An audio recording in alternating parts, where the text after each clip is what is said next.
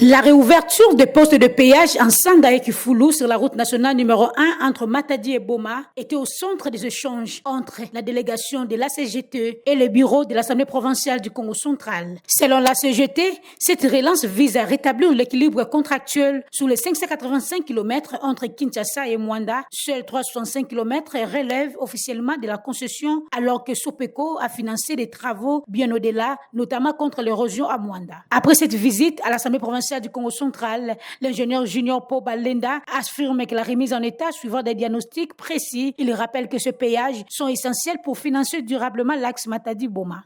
Nous avons été délégués par le DG de l'agence congolaise des grands travaux, qui est l'ingénieur Nico Nzanzaou, pour venir relancer officiellement le péage entre Boma et Matadi. Et pour relancer cette activité de péage, comme vous le savez, c'était une obligation pour nous de venir présenter les civilités aux autorités de la province. Là, nous sommes à l'Assemblée provinciale. Nous étions obligés non seulement de présenter les civilités, mais aussi d'expliquer en fait l'idée de relancer. Qu'est-ce qui motive en fait cette idée? En quelques mots, si je peux me permettre, comme vous le savez nous tous, il y a un contrat de concession qui couvre l'axe de la RN1 qui traverse la province du Congo central entre Kinshasa et Matadi. Mais ce contrat de concession, par rapport à sa zone d'activité, va au-delà. Il finance les travaux. La route, si aujourd'hui nous roulons de Matadi à Boma, c'est le contrat de concession de Kinshasa-Matadi qui l'a financé. C'est comme aussi aujourd'hui, si vous roulez de Boma jusqu'à Banana, c'est le même contrat de concession qui l'a financé.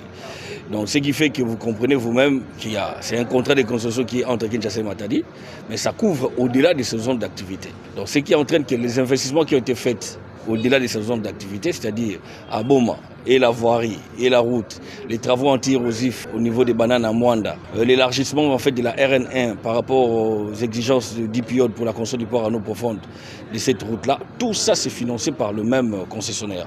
Donc il est logique au jour d'aujourd'hui que nous puissions mettre les concessionnaires à l'aise dans le sens où ils doivent mobiliser aussi l'argent au niveau de Banane, de Boma, et plutôt au-delà de Matadi jusqu'à Banane, pour permettre à ce que nous puissions pérenniser encore, préserver les investissements qui ont été menés de l'autre côté. Quand je parle des investissements, on voit la voirie qui a été construite. Aujourd'hui, il y a des routes, la voirie qui a été réhabilitée à Boma, c'est avec l'argent de la concession. À Mwanda, pareil. La route RN1 lui-même, de Matadi jusqu'à Banana, c'est pareil. Il est de notre devoir d'orienter les autorités provinciales pour que ces péages soient relancés. À la province, un geste est destiné à renforcer l'adhésion locale. Ces échanges marquent un pas important vers une meilleure gestion des infrastructures routières au Congo central.